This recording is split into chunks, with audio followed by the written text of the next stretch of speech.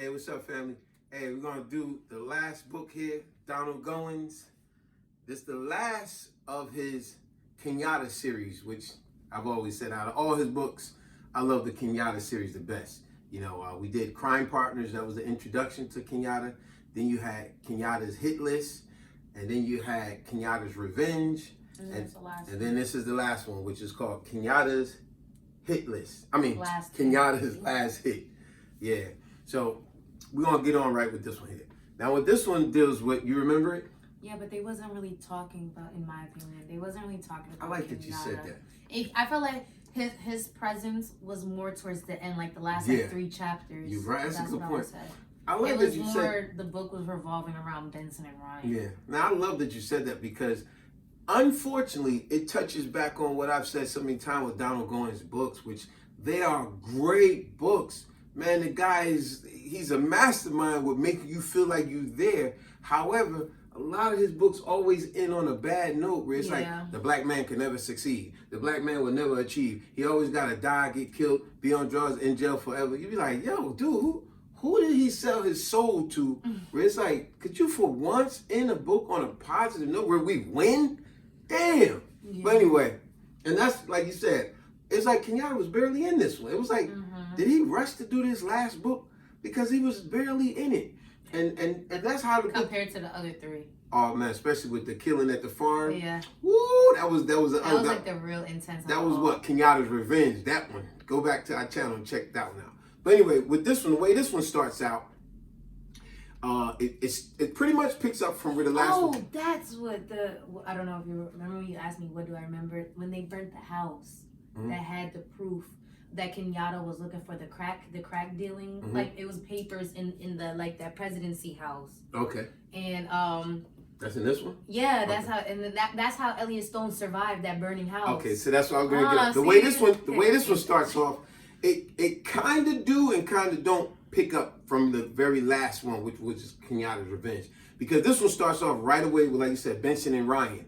Their superiors took them off the case. There has been no activity from Kenyatta, and it's like 9 months had went by, and they like, there's nothing at all. They like, did this guy just fall off the planet? We ain't heard nothing, no criminal activity. We ain't heard his name or nothing. But you know, he going by a whole nother name now, and he in a whole nother city and this and that. But so now all of a sudden, some stuff do come up about some house got hit or bar or some type of. It was a house, like it was like a presidency house, and inside the house it was Yeah. Right. And Elliott Stone, he was like the makings of Kenyatta. He was just like a Kenyatta. Like him and like 2 of his boys. And 2 of his other boys. They was in his house, and they had all the paperwork for Kenyatta on the proof of all the drug dealings and like they was working with everything. Him. And he looked up to Kenyatta a lot. And it's amazing how they was in there drinking, just them 3. And Elliott Stone, remember, he heard a noise. It was like his 6th sense while they were all drinking in the back. He heard something that was up in the front, like a door opened or something. But he disregarded He dismissed it. He was like, because he stopped drinking. He was like, yo, I thought I heard something. Yeah. And he dismissed it. It was like, no big deal. But he also that disregard risked the 2 of the other friends' lives and almost. Yeah, but didn't he almost thought that maybe it's probably the wind? He blamed on everything, right? He listened to everything except for his common sense, which was touching on his sense. Yeah. Like, yo, keep your guard up. Always, you got to be vigilant all the time, especially when you do this type of game. In life, period. Always stay vigilant. I don't care what you're doing in life. You always be vigilant. And he dismissed. He's like, maybe it was a win. Yeah. And as they was drinking, next you know, a bunch of jokers came right through that door and just shot them up. What was the name of their group? I don't know, but it was a young drug dealing group. Yeah, they cats. Made their mark, but they blew up everything. They shot them all up, and then they even shot up Elliott Stone, but he jumped behind the bar, or whatever, and ran. Then he jumped through the window. Then they set the whole place on fire, and they set him on fire. But he still was able to get out on some dying breaths type of stuff, and then the whole place went up in flames. But later, one of the neighbors seen him, and they rushed him to the hospital. But he actually witnessed his own boys be shot and blown up. But he actually was put in the hospital. He survived, but he was badly burnt, and he was messed up. That's when Kenyatta came in for a quick second. That's when his group came in. I like that, because now what happened, it was an orderly nurse that works. It was a guy. Yeah, It was a guy. What's his name? Stonewall, right? I could go. Sorry, you guys. Forget his name. It was another black guy. Collins. Yeah. See, I'm telling I can read a book 20 years ago. All you gotta do is give me a second. I can find it real quick. Collins worked in the hospital, so that was like Kenyatta's connect in order to get Elliott Stone out the hospital. It was and it wasn't. I like you said. It wasn't. It was and it wasn't. And this is what she mean by it was his connect. Collins was what you would call, even in this current day and now, he is what you would call a sleeper cell. And what's that? A sleeper cell is like when they be saying all these Al Qaeda and these terrorists. You might have somebody working, living a normal life for years and years, and all of a sudden they get a phone call, and just like that, they go into action. But their neighbors, their co-workers and everything, they be like, no, not him, not her. She was a stand-up model citizen, and she went to the daycare with my kids. That's what you call a sleeper cell. They live a normal life. Until that call comes. And when that call comes, they get into action. And their own co-workers and family be like, I never would have thought. Mm-hmm. And that's what Collins was. He was a sleeper cell. You know, he looked up to Kenyatta big time, and he always wanted to be in on the program. And when he noticed Elliott Stone, he was like, oh, that's the guy that's affiliated with Kenyatta. And he made the call to Kenyatta. Just like that, sleeper cell woke up. And now he called Kenyatta and told him this and that. And Kenyatta praised him over the phone. It made him feel proud. Be like, man, Kenyatta liked what I did. And he helped escape Elliott Stone out of the hospital. Like he snuck him out through the back door. But he even put the gun on one of his own co-workers. Like, I really don't want to do this. And she's like, I can't believe it. Who are you? You gotta leave. He's like, look, I don't want to hurt you, but you got to get out of here. And then the two officers came in, the shootout came. From the hospital, like the security cops. Mm-hmm. But by that time, Kenyatta had got Elliott Stone. But he ran one of them. Remember, one of them, like he hit one of them. He shot one of them, right? No, he didn't shoot. He ran the trucks hit him from the side and had him like flying on the other side of it. Yeah, he got killed. That one guy got killed, right? But yes, one of the cops got killed, but the other one survived, but he was in like severe damage. Yeah, so they got him away, and with the help of Collins. But the thing that bothered me also is that then later Collins was supposed to meet back up with them.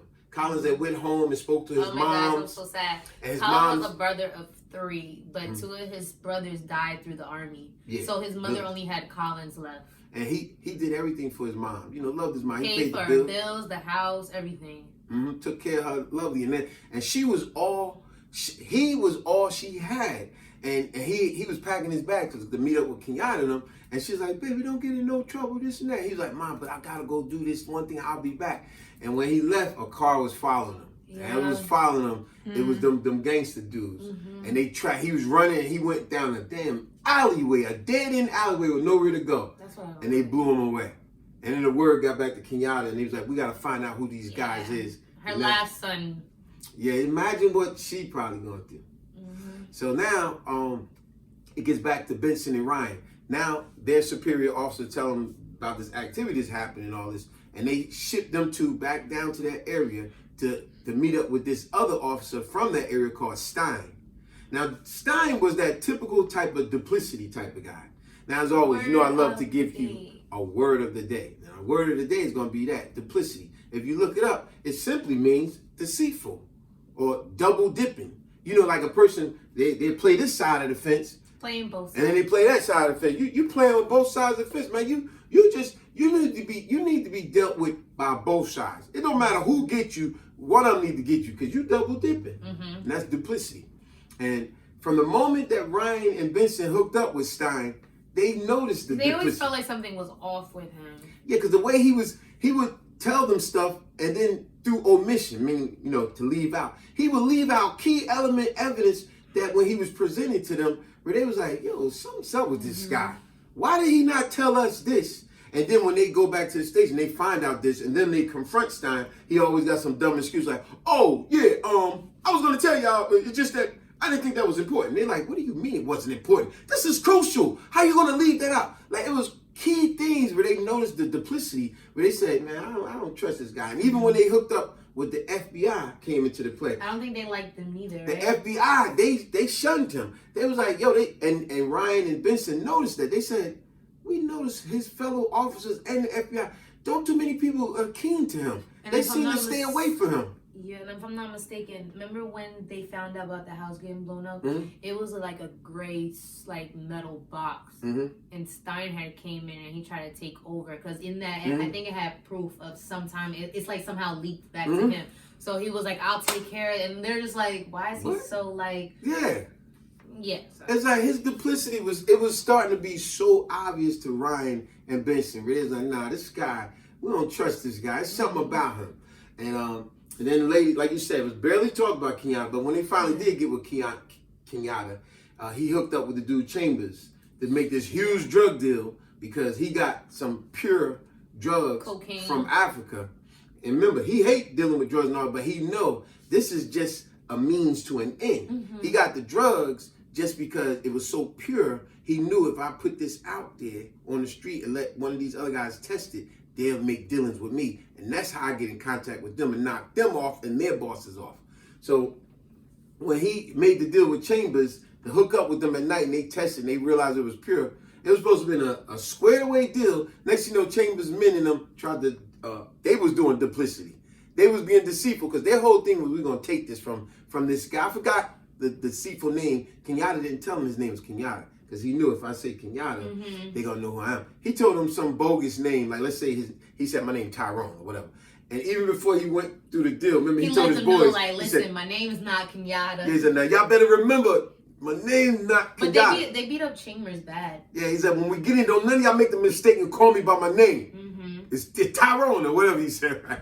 And all his men, all Chambers' men, when the deal went down, he was like, all right, well, let's go in this room here, whatever. He had all his men come in the room to try to jump on Kenyatta and his men. But little did he know, Kenyatta is were black belts. They black belt, they knew how to vicious fighters. And they broke down Chambers' whole crew like it was they killed nothing. Them hands. With their bare hands killed them. It's like, man, you have no idea with the duplicity that Chambers was doing. You supposed to be dealing with us, but you doing duplicity. You deceitful. You playing against us the whole time, and we being honest with you. And now after they killed his boys, then he kidnapped Chambers. Yeah, they beat him up bad. And he said, now you're going to help us find out who He your gonna boss is. Make the call, make the meeting, and then that's where it trickled down to with the whole meeting with the white boys. Yeah.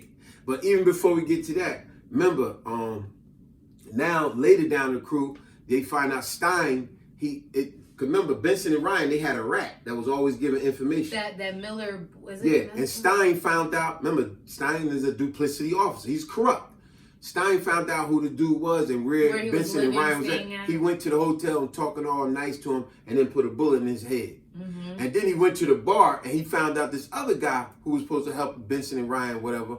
And he told that guy, he said, hey, you got to come with me, blah, blah, blah. This I didn't like that part. Yeah, like you just went to the bar and just got this guy? You right. Yeah, with no backup, no Yeah, and the dude just went with him. Yeah, and then he went with him and Stein blew him away. Yeah, saw him at the shore. It's like, so in other words, what Stein was doing. He was trying to clean up his footsteps, like trying to make no proof as to like where he's linked. Yeah, cleaning up all his mess. And then, but little did he know, when he was cleaning up that last mess, now he had his airline tickets, he's about to skip town, this and that. And he heard these footsteps come up behind him. And he knew these weren't no regular footsteps because they was rushing towards him.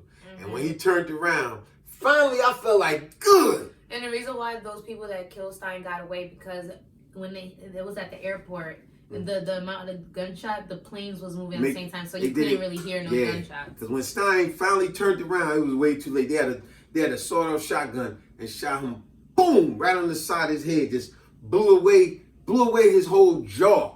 And then just as he's still trying to recover, then they put another shot right in his neck and just blew practically his whole neck off to the point his neck was just hanging by a string. Yeah. And then he just threw his body to the side and some old folks found the body. And then word got back to Benson and Ryan what had happened. And they knew, they said, see, we knew this guy was corrupt. So it was something, the duplicity is what got him killed. Rather it's on the good side, bad side, but that's what it was, his duplicity. But then we get back to Kenyatta, like you said. They barely spoke about Kenyatta in this until the end. And it's called Kenyatta's last. And the way he was involved in the end, it was like yeah, it made me upset. Like come on, Donald. He dies through the big shootout that's happening in the hotel where they had. But he did get that one guy. Yeah, he did. But I was just like the whole plan. They were supposed to go to the hotel because what it was, Frank Sinatra was supposed to have been singing or whatever. Be a lot so he said it's of going to be people. packed. He said we're going to go up there and meet the big boss. And when they went up there, one of Kenyatta's other men had about a whole bunch of men. He said, we got about 50 men. So they had an army with them. But little did they know, the white guy who was a big drug dealer, he was always dealing in duplicity, deceitfulness. So they made it all welcoming and nice when he came up there, but they had armed guards downstairs. They had him in the parking lot. They had him in the elevator shaft with a poisonous gas to be released in the elevator when all Kenyatta men get in the elevator to get to the penthouse. They had men on the roof. They had a helicopter waiting. It was securely guarded with everywhere, like interior and exterior. Kenyatta didn't even know he wasn't ready for that. Because he was so quick. He always had a contingency plan, but he didn't realize this was bigger. And Betty told him.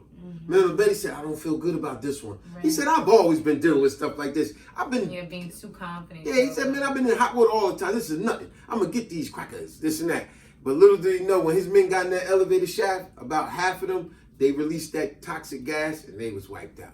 When the Jones was down in the lounge coming up, they came out the back doors of the because they gave them access to get up through the stairway. Yeah. It was men in there waiting for them, shot them down. When Kenyatta and Elliott Stone, and the crazy thing is that Elliott Stone, at the beginning of the book, remember, he got burnt and shot up, but he wound up surviving. He survived everything throughout this whole book. Because Kenyatta and them brought him back to life. Yeah, but even with that whole shootout, he survived. He survived. So he went up there with Kenyatta. When the shootout happened, Kenyatta seen the main man he was going at, and Kenyatta killed one man, but then he shot the main man, but the main man ducked. The main man wasn't dead. And he didn't have his guard up because remember they shot him from the back of the head. Yeah, so he wasn't watching his Elliott Stone was on guard shooting some other guy. He turned at the last second. He seen somebody shoot Kenyatta right in the back of the head. Wow. His whole head. He was like, yo, my idol. Tell you. And then that's when Elliott Stone rushed after the dude, and the dude ran to the roof, and the helicopter was waiting for him, and he just jumped in the helicopter, and Elliott Stone couldn't get him. Yeah. Now he went down the banister, the escalator, and the cops and all come up, and he just walked into the sun. Yeah, it was just like the ending. It was kind of whack. Because Elliott Stone was the only one to survive. When in the beginning of the book, he the one that severely got hurt, almost killed. And what a coincidence, he survived at the end. But you're right. But you see what I'm saying? It made me go, yo, Donald Goines, why are you in these books on such great books? You in them on such a downward, like, come on, man. You make black people look stupid in the books. Like, it's still a good read though. Like all four was good, but I don't really know what else. Remember, word of the day was duplicity, which really is deception. Just like another video we got out there. It's called just that. It's called deception. Go to our channel, Speak for Integrity. Type up the video deception. And that was with me, my two daughters, and my wife. And they had a friend. Their friend Gabby was in that one. Yeah. That was a great video. But that was dealing with deception in relationships. And what a coincidence. Like I said, duplicity means deception, or double dipping. And that's what that's what Stein was doing. Clemens, the white people. Clemens, Chambers was double dipping. Yeah. The main big boss was double dipping. They was all duplicity. It's like, damn, man, you can't trust nobody. Everybody owns some crap. But this wasn't one of my favorites, but it's still a Kenyatta series, and I still love it. And on that note, subscribe, share, like, and comment. Peace.